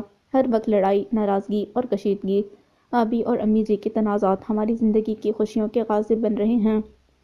اس کا تو انہیں احساس تک نہیں۔ میں اور تم تو پھر ایک دوسرے سے بول لیتے ہیں، دل کا بوجھ ہلکا کر لیتے ہیں، مگر سمیر سے تو بات کیے 2 دن گزر جاتے ہیں۔ وہ کسی بات پر بھی دکھی نہیں ہوتا، یا شاید شیئر نہیں کرتا۔ وہ کچھ بے حصہ ہو گیا ہے۔ نرمین نے اپنا تجزیہ بتایا، جو کسی حد تک ٹھیک ہی تھا۔ نہیں، وہ باغی ہو گیا ہے اور احتجاجاً خود کو علیحدہ رکھتا ہے سب معاملوں سے۔ سخت گیر باپ بچوں میں مزاحمت یا بغاوت پیدا کر دیتے ہیں، ایک انتہا دوسرے کو جنم دیتی ہے۔ اس طرح آبی کی بے جا نکتہ چینی نے اس بغاوت کو وجود بخشا ہے۔ وہ جذباتی ہو رہی تھی۔ نرمین نے اسے سخت ٹینس دیکھا تو موضوع سے ہٹنے کے لیے پوچھنے لگی، خیر ان باتوں کو تو چھوڑو، یہ بتاؤ تمہارے سیمسٹر کی تیاری کیسی جا رہی ہے؟ تم آج یونیورسٹی کیوں نہیں گئیں؟ بس یوں ہی دل نہیں چاہا، یوں بھی سارے نوٹس وغیرہ تو میں گھر پر لے آئی ہوں، کچھ کھوئے کھوئے سے انداز میں لب کاٹتے اس نے کہا، اور اٹھ کر دروازے سے باہر نکل گئی۔ باہر طویل گھن گرج کے بعد خاموشی چھا گئی تھی۔ اس نے باہر جانے کا قصد کیا، مگر سوچنے میں اتنا وقت صرف ہو گیا کہ شرمین واپس چلی آئی اور اس کے پیچھے پیچھے امی جی بھی تھیں۔ وہ سٹ پٹا کر اٹھ کھڑی ہوئی۔ امی جی کی آمد یوں ہی نہیں ہوا کرتی تھی۔ تم میں سے کس نے یاور کو سمیر کے رزلٹ کے بارے میں بتایا تھا؟ کمرے میں داخل ہوتے ہوئے انہوں نے بے حد تیکھے تیوروں سمیت قہر برساتے لہجے میں سوال کیا۔ مخاطب دونوں تھیں۔ اس نے بے ساختہ شرمین کی طرف دیکھا۔ میں نے بتایا تھا انہیں، شرمین نے انتہائی اطمینان سے ٹھہرے ہوئے لہجے میں سوال کا جواب دیا۔ معلوم تھا مجھے، تم نے ہی بے جمالوں کا کردار ادا کیا ہوگا، کیا ضرورت تھی انہیں سب کچھ بتانے کی؟ بجائے اس کے کہ وہ سمیر کو سمجھاتی، وہ الٹا اسے ڈانٹنے چلی آئی تھیں۔ مگر امی جی، اس میں میری بھلا کیا غلطی ہے؟ آج نہیں تو کل آبی کو پتہ چلنا ہی تھا۔ یوں بھی میں نے انہیں بطور خاص انفارم نہیں کیا تھا۔ انہوں نے فون پر رول نمبر مانگا تھا مجھ سے۔ کچھ سخت اور تیز لہجے میں اس نے اپنی صفائی میں کہا۔ امی جی کی بات پر وہ دونوں حیران رہ گئیں۔ اب اس کی کسر رہ گئی تھی کہ آبی سے سمیر کا رزلٹ بھی چھپایا جائے۔ آج تک وہ اس کی بیکار سرگرمیاں ضرور ان سے مخفی رکھا کرتی تھیں، مگر آج تو انہوں نے حد ہی کر دی۔ تو تمہیں کیا ضرورت تھی ٹھیک نمبر دینے کی؟ کہہ دیتی مجھے معلوم نہیں۔ وہ بنا اس کی بات کا اثر لیے اسے مزید فہمائشی نظروں سے دیکھتے ہوئے بولی، تو بالآخر مجبوراً نرمین کو ہی زبان کھولنا پڑی۔ آبی کو بتانے یا نہ بتانے سے کیا فرق پڑتا ہے امی جی؟ افسوس تو اس بات کا ہے کہ سمیر اس بار بھی کلیئر نہیں کر سکا۔ آپ شرمین کو کنڈم کیوں کر رہی ہیں؟ اصل غلطی تو سمیر کی ہے۔ ہاں ہاں، تم تو یوں ہی بولو گی۔ آخر کو آج ایک اچھا موقع ہاتھ لگا ہے مجھے اور میرے بیٹے کو باتیں سنانے کے لیے۔ اس کی بات کا الٹا ہی اثر ہوا تھا۔ بجائے شرمندہ ہونے کے انہوں نے نرمین کو بھی لتاڑ کر رکھ دیا۔ آپ کا بیٹا ہمارا بھی بھائی ہے امی جی، آخر آپ اس طرح کی باتیں کیوں کرتی ہیں؟ شرمین سے رہا نہ گیا۔ زبان کو لگام دیکھ کر رکھا کرو شرمین، میں تمہاری ماں ہوں، کوئی غلام نہیں کہ جو جی میں آئے کہہ ڈالو۔ اور ہاں، کان کھول کر سن لو، آئندہ تم نے اپنے باپ کو سمیر کے خلاف بھڑکانے کی کوشش کی تو اچھا نہیں ہوگا، سمجھی؟ شعلہ بار نظروں سے دیکھتے ہوئے انہوں نے شدید طیش کے عالم میں ان دونوں سے کہا اور غصے سے پیر پٹکتی باہر نکل گئیں۔ دیکھا تم نے نرمین، امی جی کی باتیں کتنی مارے تعصب کے بات ادھوری رہ گئی تھی اس کی۔ وہ تو ان کی بات پر دم سادے کھڑی تھی۔ شرمین نے گلوگیر لہجے میں کہا تو وہ بھی ڈبڈباتی آنکھوں میں آئی نمی کو پلکوں پر آنے سے روک نہ سکی۔ ڈبڈباتی نظر اٹھا کر ایک لمحے کے لیے اسے دیکھا اور پھر رخ پھیر کر گالوں پر پھسل آنے والے آنسو صاف کرنے لگی۔ ماما آپ کو بلا رہی ہیں بھائی، سیفی نے اندر جھانکتے ہوئے اطلاع دینے کے سے انداز میں بغور دیکھتے طویل گوشہ نشینی کا جواب تلاش کرنے کی کوشش کی جسے اس نے بنا کسی دقت کے محسوس کر لیا تھا۔ اچھا تم چلو میں آتا ہوں۔ کتاب بند کرتے ہوئے اس نے بظاہر سرسری سا انداز اپنایا تھا، تاہم سیفی کی آنکھوں میں چھپا تجسس اس نے صاف پڑھ لیا تھا۔ سیفی اس کی بات سن کر بھی باہر جانے کے بجائے خاموشی سے اندر چلا آیا تھا۔ شاید اس کے لہجے کی نرمی کے باعث وہ کچھ کہنے کی ہمت کرتے ہوئے آگے بڑھ آیا۔ کتنی دیر سے پڑھ رہے ہیں؟ آپ بور نہیں ہوتے؟ انتہائی ضخیم کتابوں کی طرف بیزاری سے دیکھتے اس نے پوچھا تھا۔ سامان دھیرے سے مسکرا دیا۔ بور ہونے کا تو سوال ہی نہیں بنتا مسٹر، پرسوں سے پیپر شروع ہو رہے ہیں، آخری سمسٹر ہے، اس لیے محنت بھی دگنی کرنی پڑ رہی ہے۔ سیفی کے شانے پر دوستانہ انداز میں بازو پھیلاتے ہوئے وہ بولا تھا۔ آپ نے پڑھائی بھی تو اتنی دیر سے شروع کی، اگر ایک آدھ ہفتے پہلے سے اسکول کی ذمہ داری پاپا پر ڈال دی ہوتی تو اچھا ہوتا، اب اتنے کم دنوں میں ٹائم تو دینا ہی پڑے گا۔ ساتھ چلتے سیفی نے کہا تو وہ محض کان کھجا کر رہ گیا۔ اب اسے کیا پتا کہ یہ 3-4 دن بھی اس پر کس قدر گراں گزر رہے ہیں۔ جب سے نرمین نے اسکول جوائن کیا تھا اس کا دل اسکول میں زیادہ لگتا تھا۔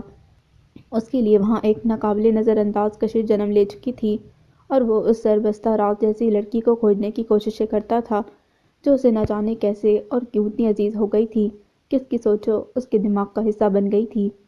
اس کا خیال اور اس کا تصور چہرائے حیات پر کسی سایہ دار شجر کی مانند لگتا تھا۔ ہیلو، کیا سوچ رہے ہیں؟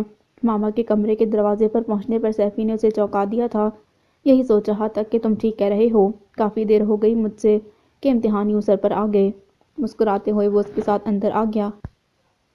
جی ماما، کیا بات ہے؟ کوئی کام ہے کیا؟ صبح سے کمرے میں بند پڑھے جا رہے ہو، میں نے کہا کہ باہر نکلو، کم از کم ہوا تو لگے تمہیں، ورنہ کیا پھپھوند لگ جاتی بھائی کو؟ ماما کے کہنے پر سیفی نے بے ساختہ سوال کیا تھا۔ جواباً وہ کہکا لگا کر ہنس پڑا، جبکہ ماما اسے تنبیہی نظروں سے دیکھنے لگیں جو بظاہر معصومیت سے آنکھیں پٹپٹا رہا تھا۔ میرا خیال ہے کہ مجھے باہر چلنا چاہیے۔ ماما کی نظریں میری طبیعت نازک پر گراں گزر رہی ہیں۔ اس نے ان کے تیور دیکھ کر منظر سے غائب ہونے میں ہی عافیت سمجھی۔ ضرورت سے زیادہ عقلمند ہوتے جا رہے ہو برخودار، سامانوں سے جاتا دیکھتے ہوئے ہنس کر بولا، جس کے جانے کے بعد ماما نے ادھر ادھر کی باتیں چھیڑ دیں جن کا لبِ لباب یہ تھا کہ اب وہ اور پاپا جلد از جلد حج کے لیے جانا چاہتے ہیں اور ان کے پیچھے گھر کو کس پر چھوڑا جائے، یہ ایک مسئلہ تھا اور اس مسئلے کے حل کے لیے وہ سامان کی شادی کر دینے کا ارادہ رکھتے تھے۔ اور یہ بات تو پہلے سے طے تھی کہ فائنل سمسٹر کے فوراً بعد سامان کی شادی کرنی تھی اور اس سلسلے میں وہ اپنی رضامندی بہت پہلے دے چکا تھا۔ مگر اب بات ویسی نہیں رہی تھی۔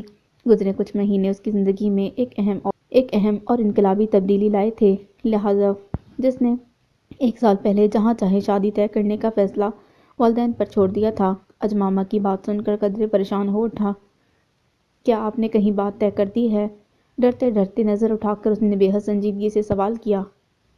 کمال ہے، تم بھی حد کرتے ہو سامان، اگر کہیں بات طے کرتی تو تمہیں نہ بتاتی۔ البتہ 1-2 لڑکیاں میری نظر میں ہیں، تم چاہو تو دیکھ لو۔ تمہارے پاپا تو اس کام میں میری کوئی مدد نہیں کر رہے وہ سفیان صاحب تو ان کے مزاج ہی نہیں ملتے۔ کوئی لڑکی انہیں اپنی بھابھی بنانے کے لائق ہی نہیں لگتی۔ دادی اماؤں کی طرح ہر لڑکی کو کسی نہ کسی نقص کی بنا پر رد کر دیتا ہے۔ بیگم سلیمان خاصے بیزار کن لہجے میں کہہ رہی تھیں۔ اس نے بے حد سکون محسوس کرتے ہوئے گہری سانس کھینچ کر کرسی کی بیک سے کمر ٹکا دی۔ تم سیمسٹر سے فارغ ہو لو تو دیکھ لینا، کچھ گھرانوں کی لڑکیاں مجھے بہت پسند آئی ہیں، وہ اس کی طرف توجہ دیے بنا کہہ رہی تھی۔ مگر جب اس کی جانب سے کوئی اثباتی جملہ نہ کہا گیا تو انہوں نے چونک کر اس کی طرف دیکھا۔ کیا بات ہے سامان، تم نے میری بات کا جواب نہیں دیا؟ انہیں شاید اس کی طرف سے جیسا آپ کہیں والا مخصوص جواب ملنے کی توقع تھی، جبھی اس کی خاموشی ان کو کھٹکی۔ جی وہ فوری طور پر اس کی سمجھ میں نہیں آیا کہ کیا کہے۔ متذبذب سے انداز میں کچھ کہتے کہتے وہ رک گیا۔ الجھی ہوئی آنکھیں اس پر مرکوز تھیں جن میں استفسار بچل رہے تھے۔ اس نے دوبارہ کچھ کہنے کی صحیح کی اور پھر کندھے اچکا کر چپ ہو رہا۔ بولو نا بیٹا، کیا بات ہے؟ ہم ماں بیٹا ہی نہیں اچھے دوست بھی ہیں۔ تم نے ہمیشہ مجھ سے اور اپنے پاپا سے کچھ نہیں چھپایا، پھر آج کچھ شیئر کرتے تم جھجک کیوں رہے ہو؟ ماما حیرت سے پوچھ رہی تھیں۔ ان کا لہجہ اسے خفیف کر گیا۔ یہ سچ تھا کہ آج تک ماما اور پاپا سے اس نے کچھ بھی مخفی نہیں رکھا تھا، حتیٰ کہ اکثر سیفی کو بھی وہ بہت کچھ بتا جاتا تھا، مگر خصوصاً نرمین کے معاملے میں وہ کسی سے کچھ نہیں کہہ سکا تھا، حتیٰ کہ فرحاد سے بھی نہیں، جس سے وہ ہر طرح کے پرابلم ڈسکس کر لیتا تھا۔ ماما سے بات کرتے ہوئے خاص طور پر وہ بے حد الجھن محسوس کر رہا تھا، کیونکہ سلیمان صاحب کے یاور صاحب سے جس طرح اختلافات کے باعث تعلقات منقطع ہوئے، اس کے بعد وہ ان کو پروپوزل لے کر جانے کے لیے کس طرح کہہ سکتا تھا، بالخصوص ایسی صورت میں کہ ان دونوں کو اس نے بہت پہلے اپنے بارے میں فیصلہ کرنے کا قطعی حق سونپ دیا تھا۔ اب واردات قلبی کا ذکر کرنے کے خیال سے اسے پہلے ہی مرحلے پر سخت دقت کا سامنا ہو رہا تھا۔ ان فیکٹ ماما، میرا پوائنٹ آف ویو پہلے سے تھوڑا مختلف ہو گیا ہے۔ ان کے حیرت بھرے سوال پر بالآخر اس نے ٹھہر ٹھہر کر کہنا شروع کیا۔ میں جانتی ہوں۔ پھر اس کے چپ ہونے پر انہوں نے کچھ ایسے انداز میں کہا جیسے اس کا حوصلہ بڑھانے کی کوشش کی ہو۔ لہجے میں نرمی اور حلاوت تھی، لہٰذا اس نے ان سے شیئر کرنے کا فیصلہ کر ہی لیا۔ پھر ایسا ہے کہ مجھے اس سلسلے میں کچھ لبرٹی درکار ہوگی۔ آپ سے، اور ہم نے تمہیں ہر طرح کی آزادی دے رکھی ہے سامان۔ اگر تم اپنی زندگی کے کسی بھی فیصلے میں اپنا رول ادا کرنا چاہتے ہو تو یہ تمہارا حق ہے بیٹا۔ شادی انسان کی بالخصوص ایک بالغ شخص کی پسند سے ہی ہونی چاہیے۔ مجھے اور تمہارے پاپا کو آج تک تمہاری کسی بھی چوائس سے اختلاف نہیں ہوا، پھر تم بات کرنے میں اتنی جھجک کیوں محسوس کر رہے ہو؟ وہ ماں تھی، ان کے کہنے سے قبل ہی جان گئی کہ وہ کیا کہنا چاہ رہا ہے، جبھی اس کو کھل کر بات کرنے کا ماحول بتاتے ہوئے رسانیت سے بولی۔ میں جھجک تو نہیں رہا، وہ بے ساختہ ہی بولا تھا، مگر جو ہی نظر ماما کی آنکھوں سے ملی وہ خود ہی جھینپ کر مسکرا دیا۔ تو پھر مجھے نام بتاؤ اس کا جس کی خاطر تمہارے نظریات میں تبدیلی آئی ہے۔ اس کے مسکرانے پر انہوں نے بھی ہنس کر سوال کیا۔ اس نے یک لحظہ ٹھہر کر ان کا لہجہ جانچا جس میں اشتیاق تھا، جسے محسوس کر کے اس کے ذہن کا بوجھ ہلکا ہو گیا، اور وہ سب کچھ جو وہ کئی روز سے نہیں کہہ پایا تھا آج بنا رکے انہیں بتا گیا۔ تو یہ بات تم نے بتانے میں ناحق اتنی دیر کی۔ معلوم ہے تمہیں تمہارے پاپا نے کئی بار نرمین کا مجھ سے ذکر کیا ہے، بالخصوص تمہارے حوالے سے۔ اس کی بات بڑے اطمینان سے سننے کے بعد انہوں نے متبسم انداز میں انکشاف کیا تو وہ حیران سا رہ گیا۔ پاپا نے آپ سے ذکر کیا میرے حوالے سے؟ یہ خیال ہی کہ پاپا اس کے خوابوں تک رسائی حاصل کر چکے ہیں اسے چٹپٹا گیا۔ ہاں، آج سے 4-5 سال پہلے جب یاور علی صاحب سے ہمارے ٹرمز تھے، سلیمان نے مجھ سے کئی بار نرمین کا تذکرہ کیا، اور کمال حیرت ہے کہ انہوں نے بھی اسے اپنی بیٹی بنانے کے حوالے سے ہی پسند کیا تھا، اور اب انہیں اندازہ ہے کہ تم نرمین میں انٹرسٹڈ ہو، وہ بتا رہی تھیں، اور وہ بے حد استعجاب میں گھرا انہیں دیکھ رہا تھا۔ سامان گردیزی، جو اپنے ملنے والوں میں کسی راز کی طرح مشہور تھا، جس کے چہرے کے تاثرات اس کے کنٹرول میں رہتے تھے، وہ اپنے والدین کے آگے کسی کھلی کتاب کی طرح تھا۔ جسے وہ شروع سے آخر تک بنا کسی دشواری کے پڑھ سکتے تھے اور پڑھ چکے تھے۔ کسی نے ٹھیک کہا ہے، ہم چاہے کتنے بھی بڑے ہو جائیں، اپنے بڑوں سے بڑے نہیں ہو سکتے۔ اولاد اپنے خیالات چاہے کتنے ہی پوشیدہ کیوں نہ رکھے، ماں باپ جان لیتے ہیں۔ بھلا جنہوں نے جنم دیا کیا وہ نہ سمجھیں گے؟ ماما کی بات پر وہ بھی سر گھچا کر رہ گیا تھا۔ بڑا زوم تھا اسے کہ اگر وہ چاہے تو خود کو 7 تہوں میں چھپا کر رکھ سکتا ہے، مگر یہ عقدہ تو اب کھلا کہ وہ جنہوں نے اسے بولنا سکھایا تھا، اس کے دل کی بات کو بنا کہے ہی جان لینے کی آج بھی صلاحیت رکھتے تھے۔ کیا انہوں نے آپ سے ضمن میں کچھ کہا؟ کتنی ہی دیر بعد وہ کچھ کہہ سکا۔ انداز ابھی بھی خفت بھرا تھا۔ ماما اس کے جھیپتے ہوئے انداز پر ہنس دیں اور اٹھ کر اس کے سر پر شفقت سے ہاتھ پھیرتے ہوئے بولیں، اولاد اور پراپرٹی میں زمین آسمان کا فرق ہوتا ہے بچے۔ اولاد سے محبت ہوتی ہے، اس پر حق ہوتا ہے، اجارہ داری نہیں ہوتی۔ تمہارے پاپا نے تمہارا انٹرسٹ فیل کیا تو مجھے بتا دیا، اور اتنا تو میں بھی سمجھ سکتی ہوں کہ پہلے تو تم محض اپنی ذمہ داری نبھانے کی خاطر اپنے پاپا کی ہیلپ کے لیے ایڈمنسٹریشن سنبھالتے تھے، اب اس قدر تندھی سے کیوں جانے لگے ہو؟ لطیف سی شوخی سمیت وہ گویا تھیں۔ وہ اپنی بے ساختہ مسکراہٹ کو ضبط نہ کر سکا۔ یو آر جینیس ماما، شوخی کا شوخی سے جواب دیتے ہوئے وہ اٹھ کھڑا ہوا اور ان کے کندھے پر اپنا بازو پھیلا دیا۔ ظاہر ہے ماں کس کی ہوں۔ ان کے لہجے میں تفاخر تھا۔ اس نے بڑی شان سے گردن اکڑائی۔ اوہو، تو گویا لاڑ ہو رہے ہیں۔ سیفی نے بمشکل یہ وقت باہر گزارا تھا۔ فرتے تجسس سے اندر جھانکا تو موجودہ صورتحال پر تبصرہ کرتے فوراً اندر چلا آیا۔ ماما اور سمان نے چونک کر اسے دیکھا۔ بڑے افسوس کی بات ہے ماما، مجھے باہر نکال کر آپ بھائی کو پیار کر رہی ہیں۔ نروٹھے پن سے کہتا وہ صوفے پر ٹک گیا۔ تو تمہارے حصے کا پیار تو نہیں کر رہی نا؟ سمان نے شوخی سے اسے چڑھایا۔ آپ تو رہنے ہی دیں بھائی، ماما کی ساری توجہ آپ نے اپنی طرف کھینچ لی ہے۔ مجھے تو یہ کنسیڈر ہی نہیں کرتی، بلکہ سارا وقت ڈانٹتی رہتی ہیں۔ اس نے منہ بسورا۔ تم تو ہمیشہ شکایتیں کرتے رہا کرو، کام بھی تو دیکھو اپنے، سارا وقت مجھے ستاتے رکھتے ہو۔ سمان کرتا ہے کبھی ایسے؟ ماما نے فوراً سے بیشتر تادیبی انداز اپنایا۔ ارے ماما، پلیز میرے چھوٹے بھائی کو نہ ڈانٹیں، یہ تو میرا دوست ہے۔ اس کا موڈ بگڑتے دیکھ کر سمان کو آگے بڑھ کر اسے چمکارنا پڑا۔ رہنے دو تم اس کے لاڈ، دونوں باپ بیٹے نے سر چڑھا لیا ہے اسے۔ اس بار دیکھو فزکس میں سب سے کم نمبر آئے ہیں اس کے، ماما نے شکایت کر دی تھی۔ سیفی اس افتاد پر گھبرا گیا۔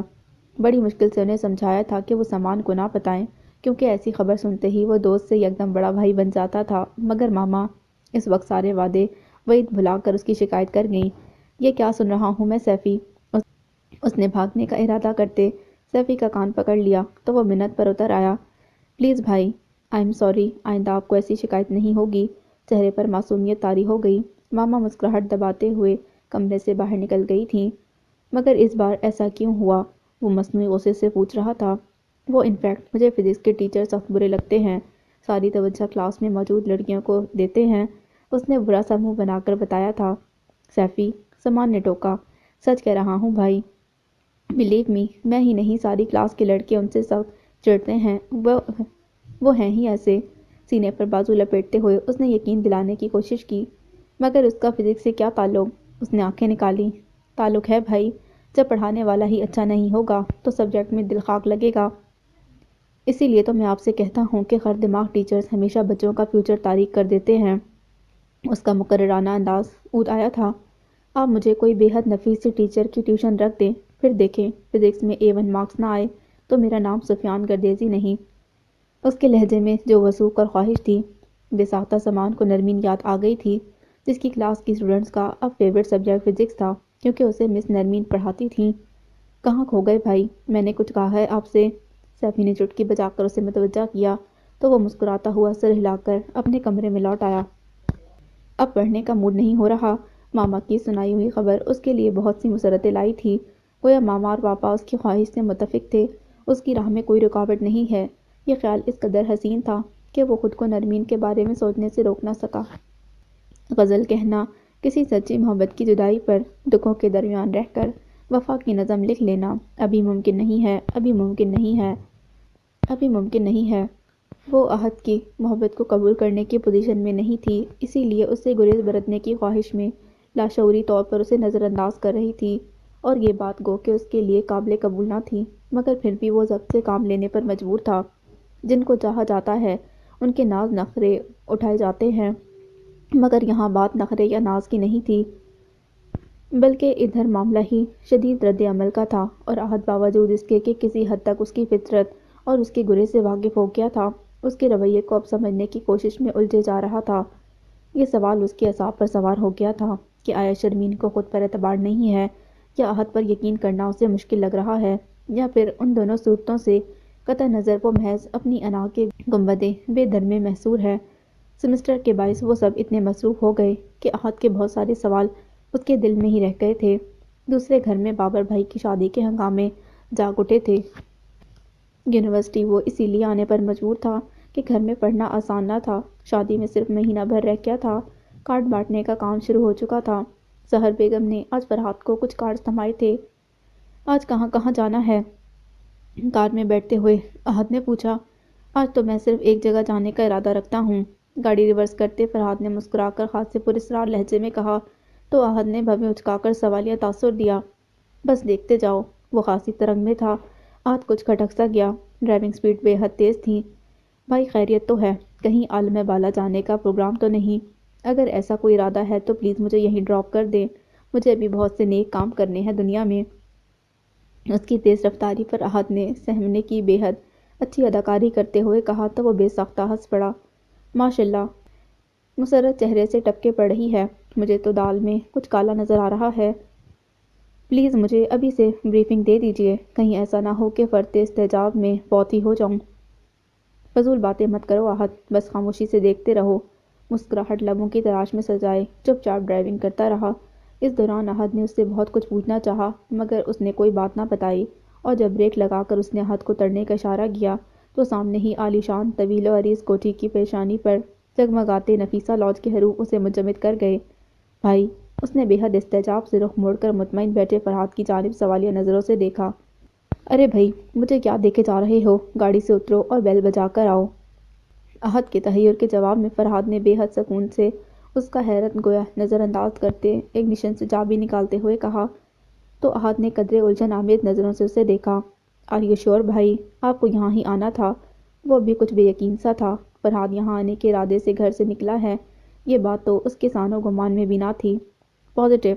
اب کہ فرحات تمام تر سنجیدگی سے بولا تھا اور ابھی دروازہ کھلنے ہی لگا تھا کہ احد نے اسے کندھے سے پکڑ کر روکا اور اپنی حیرت پر قابو پا کر گویا ہوا۔ ایک سیکنڈ، پہلے میری بات سن لیں۔ کیا بات ہے؟ اس کے چہرے پر استفسار درج تھا۔ کیا آپ نے ماما اور پاپا سے ذکر کیا تھا؟ یہاں آنے کے بارے میں ان سے اجازت لی تھی؟ اس کے دریافت کرنے پر فرحات کی بھویں تن گئیں۔ میں کوئی بچہ نہیں ہوں احد کہ ہر کام اجازت نامہ لے کر کروں، اور یوں بھی یہ کسی غیر کا گھر نہیں، بہت قریبی رشتہ بنتا ہے ہمارا ان سے۔ اس کا انداز بے لچک تھا۔ آف کورس، آپ بالکل ٹھیک کہہ رہے ہیں، مگر ماما کے علم میں اگر یہ سب کچھ بعد میں لایا گیا تو پھر ان کا غصہ اور خفگی یقینی ہے۔ پلیز فرحات بھائی، آپ معاملے کی سنگینی کو سمجھیں۔ جس خیال اور جس خواہش کے پس منظر سمیت آپ وہاں جا رہے ہیں وہ کچھ ایسی معمولی اور غیر اہم نہیں کہ بنا کچھ سوچے سمجھے قدم بڑھاتے چلے جائیں۔ احد اسے دوستانہ انداز میں سمجھا رہا تھا۔ فرحات کے مقابلے میں وہ جذبات سے زیادہ ہوش مندی اور حقائق کو مد نظر رکھتے ہوئے حکمت عملی ترتیب دینے کا عادی تھا۔ کیا مطلب؟ فرحات کی پیشانی شکن آلود ہو گئی۔ مطلب یہ کہ آپ کو کم از کم پاپا سے ضرور اس ضمن میں بات کرنی چاہیے تھی۔ اگر آج آپ نے اپنے ہی بلبوتے پر سفینہ لاج کے مکینوں کے آگے دل کھول کر رکھ دیا اور ان کا جواب مثبت نہ ملا تو پھر ماما اور پاپا بھی اس عزت افزائی پر آپ کے خلاف ہو جائیں گے کہ آپ اچھی طرح جانتے ہیں۔ بالخصوص ماما کی پسندیدگی اور نظر انتخاب سے آپ بخوبی واقف ہیں۔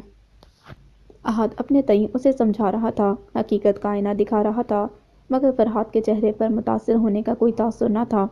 جو تم کہہ رہے ہو میں اسے اچھی طرح سمجھتا ہوں احد، جانتا ہوں کہ ماما کے عزائم کیا ہیں۔ البتہ پاپا نے یہ کارڈ خود مجھے دیا تھا کہ سفینہ لاج پہنچا آؤں، ماما کے سامنے بات کی ہے، تاہم میں نے اپنی خواہش اور ارادے کا ان سے ذکر نہیں کیا۔ یہ سچ ہے، محض اسی لیے کہ میرے خیال میں ابھی اس کا مناسب وقت نہیں آیا۔ وہ ذرا سا رکا، پھر قدرے متفکر بیٹھے احد کو دیکھ کر مسکرایا۔ تم زیادہ ٹینس مت ہو، مجھے اس معاملے کو ٹیکل کرنا ہے، لہٰذا ایسا کوئی قدم تو میں نہیں اٹھانا چاہتا جو کسی بھی قسم کا ضرر پہنچائے۔ اس کے شانے کو دوستانہ انداز میں تھپ تھپاتے ہوئے اس نے اسے ریلیکس کرنے کی خاطر کہا اور دروازہ کھول کر باہر نکل گیا۔ ناچار اور توہن کرہن احد بھی باہر نکل آیا۔ چہرے سے اندازہ ہو رہا تھا کہ وہ فرحات سے متفق تو نہیں ہوا ہے۔ کم آن یار، بی بریو۔ ساتھ چلتے اس نے قصدن احد کو چھیڑنے کی غرض سے کہا تو وہ اپنی گھمبیر سوچوں سے نکل کر اس نے بے ساختہ اسے گھورا۔ اس اثناء میں وہ ڈور بیل بجا چکا تھا۔ ذرا سی دیر میں چوکیدار نے دروازہ کھول دیا تھا۔ لان میں پانی ڈالتی فوزیہ پائپ چھوڑ کر اس طرف چلی آئی۔ جی، کس سے ملنا ہے آپ کو؟ سامنے کھڑے دو اجنبیوں کو دیکھ کر وہ کچھ ٹھٹکی، پھر شائستگی سے پوچھا، ہمیں دادی جان سے ملنا ہے۔ فرحات فوری طور پر سمجھ نہیں سکا کہ کیا کہے، تو احد نے اس کی مشکل آسان کر دی، مگر سامنے کھڑی لڑکی کے چہرے پر الجھن کا واضح تاثر نظر آیا تھا۔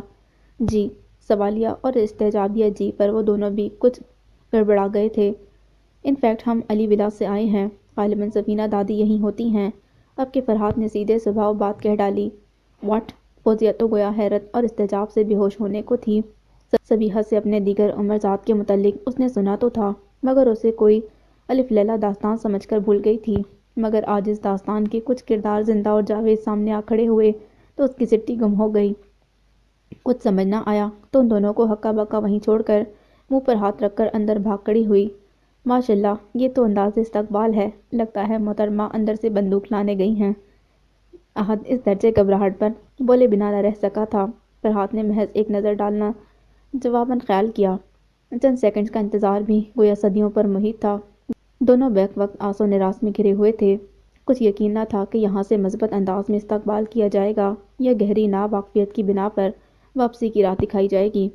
مروت کا بہرحال کچھ سہارا تھا کہ اور کچھ نہ سہی، کم از کم کارڈ ضرور لے لیا جائے گا۔ دونوں اپنی جگہ کھڑے کھڑے متوقع اور غیر متوقع صورتحال کے لیے خود کو تیار کر رہے تھے کہ اندر سے وہی لڑکی بھاگی بھاگی چلی آئی۔ ساتھ میں ایک اور ہم عمر لڑکی بھی تھی۔ فرحات نے اسے دیکھا تو صبیحہ کی مشابہت محسوس کر کے دھیرے سے مسکرا دیا۔ السلام علیکم۔ ان دونوں کو بغور دیکھتے مدت نے سلام کیا۔ وعلیکم السلام۔ اس طرف ان کی سوالیہ نظروں کے جواب میں دوستانہ مسکراہٹ تھی۔ آپ؟ وہ جھجکتے ہوئے پوچھ بیٹھی تھی، جبکہ فوزیہ اب تک حیران اور پریشان سکتے کی سی کیفیت میں ان دونوں کو ٹکر ٹکر دیکھے جا رہی تھی۔ شاید مدت کے بیان کی تصدیق مقصود تھی۔ جی، میں فرحات علی ہوں اور یہ میرے چھوٹے بھائی ہیں احد علی۔ اس کے تعارف کرانے پر احد نے قدرے متبسم انداز میں سر کو خم دیا۔ آپ یقیناً مدت ہیں۔ اس سے پہلے کہ وہ کچھ کہتی، فرحات نے اسے بہر استجاب میں دھکیل دیا۔ جی، اس نے متاثر ہوئے ہوئے سر اس بات میں ہلا دیا اور ساتھ کھڑی فوزیہ کی جانب احد کی سوالیہ نظریں محسوس کر کے سٹپٹا گئی۔ اور یہ فوزیہ ہیں، میری کزن، آپ کی بھی۔ فوزیہ کا تعارف کراتے ہوئے اس نے دھیرے سے کہا تھا۔ فرحات پہلے ہی مرحلے پر اس قبولیت اور اپنے حوالے کی پہچان پر بے ساختہ کھل اٹھا۔ احد نے بھی قدرے مطمئن انداز میں گہری سانس بھری اور پھر خاموشی کا قفل توڑا۔ ہم بابر بھائی کی شادی کا کارڈ دینے آئے ہیں۔ بائی دی وے، آپ کے یہاں کم از کم کتنی دیر مہمانوں کا یوں دروازے پر کھڑے کھڑے انٹرویو ہوتا ہے؟ سنجیدگی سے کہتے کہتے وہ لطیف انداز میں طنز کر گیا تھا۔ فوزیہ اور مدت نہایت شوق سے سنتے سنتے چونک اٹھی۔ بیک وقت دونوں کے چہرے خجالت سے سرخ ہو گئے۔ اوہ ویری سوری، آپ پلیز اندر تشریف لائیے، مدت نے پشیمانی محسوس کر کے کہا اور فوراً ملازم کو ڈائننگ روم کھولنے کا کہتے ہوئے اندر بڑھ گئی۔ فوزیہ نے بھی اس کی تقلید میں قدم بڑھا دیے۔ یہ کیا حماقت تھی احد؟ فرحات نے ان کے آگے بڑھتے ہی سامنے کھڑے احد کو دادی بھی انداز میں دیکھا۔ یہ حماقت نہیں، انتہا درجے کی عقل مندی تھی ڈیئر برادر، وگرنہ وہ دونوں محترمائیں تو یہیں کھڑے کھڑے پوری کیس ہسٹری کنگال ڈالتیں۔ اس نے لاپرواہی سے جواب دیا۔ پھر بھی تمہیں ایسا نہیں کرنا چاہیے تھا۔ بیچاری دونوں کتنی شرمندہ ہوئیں۔ فرحات نے اب کے سخت لہجے کو روانہ رکھا۔ ان دونوں کو چھوڑیں، مجھے تو مستقبل کی مسز فرحات علی سے ملنا ہے۔ ان کے تیوروں سے تو ڈر گیا تھا کہ کہیں دریا تک آ کر پیاسا ہی نہ لوٹنا پڑے۔ شانے جھٹکتے ہوئے احد نے ازلی بے فکری اور اتاولے پن سے کہا۔ آخری فقرہ خاصا معنی خیز تھا۔ فرحات کے لبوں کی مسکراہٹ گہری ہو گئی۔ اس دوران مدت دوبارہ باہر آئی تھی۔ آپ لوگ آئیے پلیز، دادی جان آپ کی منتظر ہیں۔ جی شیور، فرحات نے مسکرا کر آگے بڑھتے ہوئے کہا تو ساتھ چلنے پر مجبور احد نے تقریباً سرگوشیانہ لہجہ اختیار کیا۔ مروا نہ دیجیے گا فرحات بھائی، کہیں دودھ کی نہر نکالنے کی فرمائش ہو گئی تو یقین کیجیے میں تو دیوار پھاند کر بھاگ نکلوں گا۔ آپ کو تو معلوم ہے کہ دودھ سے سخت چڑ ہے مجھے۔ یوں بھی تیشہ وغیرہ کا باکس تو ہم ساتھ لائے بھی نہیں ہیں۔ اس کے لہجے میں بے چارگی تھی۔ فرحات نے سنجیدہ نظروں سے اسے دیکھا۔ تو اس نے مسمی سی شکل بنا لی۔ وسیع ڈرائنگ روم میں قدم رکھتے ہی ایئر فریشنر کی بھینی بھینی مہک اور اے سی کی خنکی نے ان کا استقبال کیا۔ سچ تو یہ ہے کہ چند لمحوں میں درپیش آنے والی سچویشن کا خیال دونوں کو ہی پریشان کر رہا تھا۔ مدت کے کہنے پر دونوں سامنے رکھے صوفوں پر براجمان ہو گئے۔ فوزیہ کے پیچھے پیچھے مدت بھی غائب ہو چکی تھی۔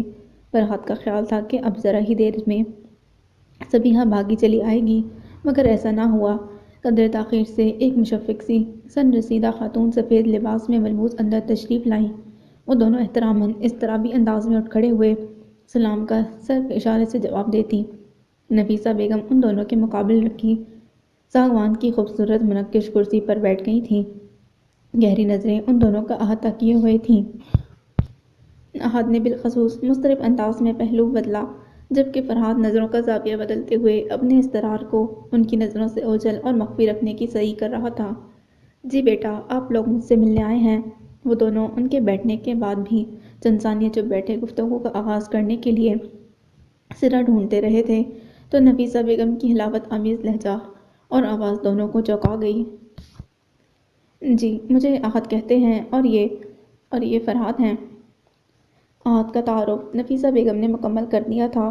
احد اور فرحات دونوں ہی ذرا کی ذرا چونکے، البتہ نفیسہ بیگم کی نگاہیں فرحات کے چہرے پر ٹکی ہوئی تھیں، جس کا احساس ان دونوں کو بخوبی تھا۔ فرحات نے ایک آدھ بار نظر اٹھا کر انہیں دیکھا اور اپنی جانب دیکھتا پا کر خفیف سا ہو گیا۔ معلوم ہوتا ہے آپ بھائی سے غائبانہ متعارف ہیں۔ احد نے اپنے تعجب کو الفاظ دیتے ہوئے گویا سوال کیا۔ نفیسہ بیگم کے لبوں پر مدھم سا تبسم لہرا گیا۔ زرد چہرے کی سلوٹوں میں جانے کیوں ایک دبا دبا سا رنگ محسوس ہو رہا تھا۔ متعارف تو بیٹا میں آپ سے بھی ہوں، سادہ سا لہجہ تھا۔ جی، ظہیر نصیب۔ احد نے بے ساختہ ہی خوشی کا اظہار کیا تھا، جبکہ فرحات اس تعارف کا پس منظر جاننے کے لیے بے تاب تھا۔ اس کے نالج میں یہ بات نہیں تھی کہ سبیحہ یا زوہا نے اس قسم کا کوئی ذکر گھر میں کر رکھا ہے، مگر ایسا ہوتا تو وہ ضرور اسے مطلع کرتی۔ پھر بھلا دادی جان کیسے جانتی ہیں، کس حوالے سے اس سے واقف ہیں؟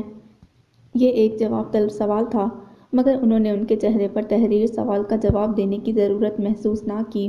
ہم دراصل بابر بھائی کی شادی میں آپ کو انوائٹ کرنے کے لیے آئے ہیں۔ یہ کارڈ ہے جو پاپا نے بالخصوص آپ کے لیے بھجوایا ہے۔ بالآخر کارڈ بڑھاتے ہوئے فرحات نے کہا تو نفیسہ بیگم نے بے ساختہ جانچتی نظروں سے ان دونوں کو دیکھا۔ ان کی جہاں دیدہ نظروں نے ان کے بیان کی سچائی پڑھ لی تھی۔ بہت مبارک ہو بیٹا، اپنے والد اور والدہ کو ہماری طرف سے مبارکباد دیجیے گا۔ انداز اس قدر مشفق تھا کہ وہ دونوں حیران ہوئے بغیر نہ رہ سکے۔ اتنا تو انہیں یقین تھا کہ اس گھر میں ان کے ساتھ ناشائستہ رویہ نہیں روا رکھا جائے گا، مگر اتنی توقع بھی نہ تھی کہ اس گھر کی مختار اعلیٰ یعنی دادی جان ان سے ایسا برتاؤ کریں گی۔ دا جان نے دوسری شادی کیوں کی؟ نفیسہ بیگم سے مل کر دونوں ہی متعجب تھے۔ نہ صرف وہ شکل صورت سے اچھی تھیں، بلکہ سیرت و اخلاق بھی بے حد اعلیٰ ظرفی کا مظہر تھا۔ احد اور فرحات نے متاثر ہوتی نظروں سے انہیں دیکھا۔ خاصا عقیدت مندانہ انداز تھا۔ ینگ جنریشن سے تو ایسی وسیع النظری کی توقع کی جا سکتی تھی، جیسے کہ سبیحہ کا کھرا لہجہ اور حقیقتوں کو مان لینے والا انداز تھا، مگر ایک ایسی عورت جس نے تمام عمر سوتن اور شوہر کے ناروا سلوک کے باعث اپنے شوہر کا گھر چھوڑ دیا تھا، آج وہ اپنی سوتن کے پوتوں سے اس قدر پیار اور عزت سے مخاطب تھی کہ وہ دونوں بے طرح متاثر ہو رہے تھے۔ کچھ دیر وہ فرحات اور احد سے ان کے متعلق پوچھتی رہیں۔ دونوں منتظر رہے کہ زوہا نہ سہی سبیحہ تو ضرور آئے گی ملنے، مگر آدھ گھنٹہ گزر جانے کے باوجود بھی سفینہ بیگم کے سوا کسی نے آ کر کمرے میں نہ جھانکا۔ گو کہ انہیں اچھی طرح اندازہ تھا کہ ان کی آمد کی خبر نفیسہ لاڈج میں پھیل چکی تھی، مگر بچے، بڑے یا پھر ہم عمر کسی نے اندر آنے کی جسارت نہیں کی تھی۔ فرحات اور احد کی نظریں بارہا بے قراری سے دروازے تک گئیں اور لوٹ آئیں، مگر باوجود تمام تر حلاوت کے ان کی جرأت نہ ہوئی کہ سفینہ بیگم سے یہ سوال کرتے کہ کوئی ان سے ملنے کیوں نہیں آیا۔ سفینہ بیگم ایک معمر خاتون تھیں، دنیا کے رنگ پہچانتی تھیں، جان گئیں کہ ان کی آنکھوں میں تیرتا اضطراب کس سوال کا لبادہ اوڑھے ہوئے ہے، مگر قصداً نظر انداز کر گئیں۔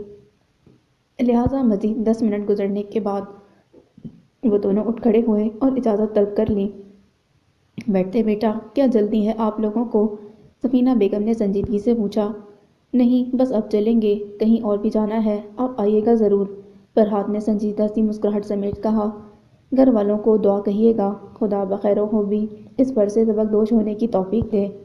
ان کی دعاؤں میں اوپری پن یا محض رسمی لفاظی نہیں تھی، لہجے سے خلوص کی بو آ رہی تھی۔ دونوں نے بے اختیار آمین کہا اور باہر چلے آئے۔ نفیسہ بیگم نے ڈرائنگ روم کے دروازے تک آ کر انہیں رخصت کیا، اور جو ہی وہ گاڑی میں بیٹھے، گیٹ کیپر نے گیٹ بند کر دیا۔